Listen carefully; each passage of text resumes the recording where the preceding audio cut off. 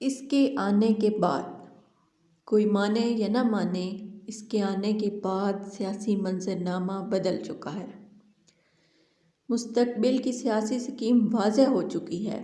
साफ नज़र आ रहा है कि इसे इक़्तिदार देने की तैयारियां की जा रही हैं। इसके पाकिस्तान में उतरते ही निगरान हुकूमतों का सहर टूटना शुरू हो गया है। नौकरशाही या इक़्तिदार पसंदों के दूसरे गिरोह सब इसके गिर्द जमा होना शुरू हो जाएंगे। नई सियासी सफ़बंदियाँ होंगी और नए ताने बाने बुने जाएंगे। कहा गया है कि इंतकाम नहीं लिया जाएगा। ये खुशाइन ऐलान है, लेकिन इसकी अमली शक्ल क्या होगी? क्या खिलाड़ी और इसकी पार्टी को भी खुला मैदान मिलेगा या फिर इसको जेल में ही कोई रियायत मिलेगी? बज़ाहिर 9 मई के ज़िम्मेदारों और खिलाड़ियों के नुमाया साथियों के साथ कोई ढील होती नज़र नहीं आ रही। शिकंजा और कसा जा रहा है। नूनी लीडर और मुक़्तदरा के लिए सबसे पहला मसला यही है कि खिलाड़ी के बारे में कैसे फ़ैसले तक पहुँचे। ज़ाहिर है कि ये ऐसा फ़ैसला होना चाहिए जो अक़ली तौर पर सब के लिए काबिल कबूल हो। वो वापस आया है तो सब कुछ यकदम भूल तो नहीं सकता। इसके खिलाफ पाशों, ज़हीरों और रिजवानों ने जो जो गुल खिलाए, जो जो साजिशें की, वो सब इसे याद होंगी। फैज़ हमीदों, बाजों और राहील शरीफों के खुफिया और खुले वार इसे कजोके तो लगाते होंगे। खिलाड़ी और अस्करी खान मिलकर जो जो करते रहे वो भुलाना मुश्किल होगा। इसे वो इंसाफ खान भी नहीं भूल सकते जिन्होंने पानामा के नाम पर अकामा के ज़रिए इसे सज़ा दी, नाअहल करार दिया। इसके मैंडेट के बावजूद इसे घर भेज दिया। इसे वो गालियाँ, बेइज्जती और नफ़रत भी नहीं भूली होगी जिसका सामना इसको लंदन में भी करना पड़ता रहा। अगर तो वो आम लीडर रहना चाहता है तो इन सब ज़्यादतियों को याद रखकर अपनी पॉलिसियाँ बनाए और एक एक से बदला ले, ताकि आइंदा कोई मुंतखब वज़ीर आज़मों के साथ ऐसा ना कर सके। लेकिन अगर वो अजीम लीडर बनना चाहता है तो फिर नेल्सन मंडेला बनना होगा। बेनज़ीर भुट्टो की तरह अपनी जान के दुश्मनों को भी मफाहमत की तरफ लाना होगा। सबसे पहले सियासत के किरदारों में मफाहमत होनी चाहिए, फिर ही सियासत और मुक़्तदरा के मामलात तय होंगे। इसके आने के बाद से मुक़्तदरा और अहले सियासत के दरमियान कई दहाइयों से जारी लड़ाई भी फिर से याद आ गई है।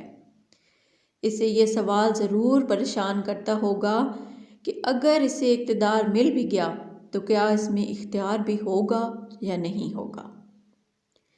क्या मुक़्तदरा को नए वज़ीर आज़म की बजाय कहीं नए काकड़ की तलाश तो नहीं? अगर मुक़्तदरा ने मईशत, ज़राअत और ख़ारजा पॉलिसी खुद चलानी है तो फिर वो इक़्तिदार लेकर क्या करेगा? वो 3 बार पहले वज़ीर आज़म रह चुका है। इसके लिए इख्तियार से खाली वज़ीर आज़म का ओहदा बेकार होगा। दूसरी तरफ मुक़्तदरा ज़राअत, मईशत, मदनियात और ख़ारजा अमूर के बारे में बहुत से मामलात पहले से तय किए बैठी है। ऐसे में वज़ीर आज़म को इख्तियार कहाँ मिलेगा? यही वजह है कि नई बहस ये उठाई गई है कि वो पार्टी को चलाए, इंतखाबी मुहिम को लीड करे, प्लान बनाए, मगर ख़ुद वज़ीर आज़म ना बने,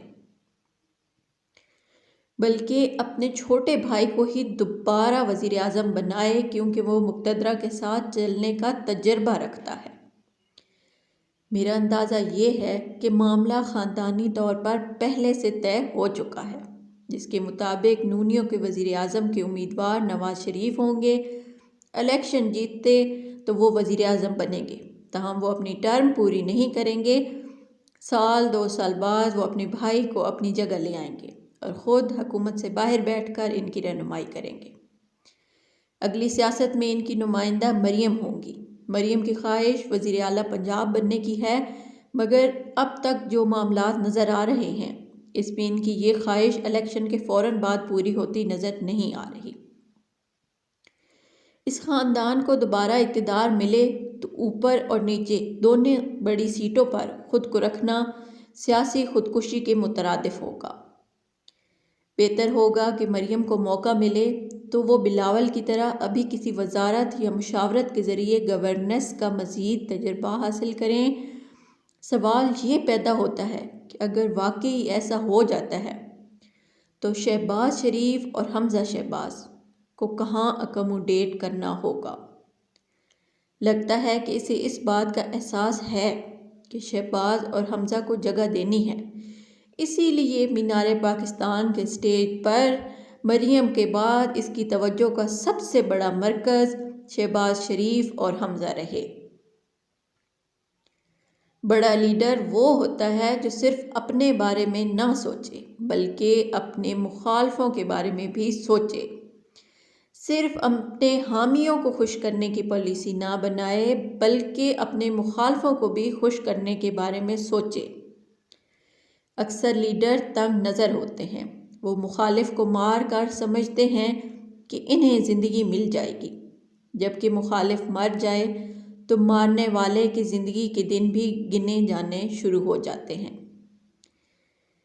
याद रखें कि जिस दिन मियां नवाज शरीफ ने लाहौर हाई कोर्ट के बदनामे ज़माना फैसले के ज़रिए बेनज़ीर भुट्टो को नाअहल करार दिया था, उसी रोज़ ये तय हो गया था कि अब अगली बारी नवाज शरीफ की होगी, और वैसा ही हुआ।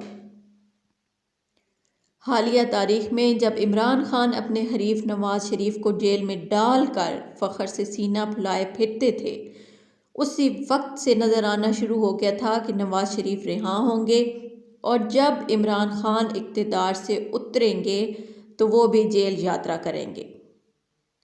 हैरानी की बात है कि अहले सियासत को ये सादा सी बात क्यों समझ नहीं आ रही कि दूसरों के लिए गड्ढा खोदने वाला खुद उसी में गिरता है। अब वक्त है कि वो बड़ा लीडर बने, दूसरे के खोदे गए गड्ढे मिट्टी से भरे और एक नई सियासत का आगाज़ करे। वो इस वक्त इस खित्ते का सबसे तजर्बाकार सियासतदान है। मोदी हो, तालिबान हो, हसीना वाजिद या ईरानी क़यादत, सब इससे तजर्बे में जूनियर हैं। वो आज से 33 साल पहले वज़ीर आज़म था। ज़रूरत इस बात की है कि वो अब सिर्फ वज़ीर आज़म ना बने बल्कि तारीख़ बनाए। देखना ये होगा कि अगर इसे इक़्तिदार मिलता है तो वह खिलाड़ी के साथ क्या मामला करता है। अगर तो इसने खिलाड़ी को इसके हाल पर छोड़ दिया, वो जेल में सड़ता रहा, इसे इलेक्शन में बराबर के मौके ना दिए, तो फिर इसमें और खिलाड़ी में क्या फ़र्क रह जाएगा। इसे बड़ा बनना है तो खिलाड़ी और इसके मैंडेट को भी इज़्ज़त दे, इसका हाथ पकड़कर गड्ढे से निकाले और अपने सामने वाली नशिस्त पर बिठाए। जिस दिन तजादिस्तान में हमने सियासी मुखालफतों को इज़्ज़त देना शुरू कर दी, उस दिन से ही पाकिस्तान का एक नया जन्म होगा। उस दिन से ही आइन, जमहूरियत और पार्लिमानी रवायात का बोल बाला होगा।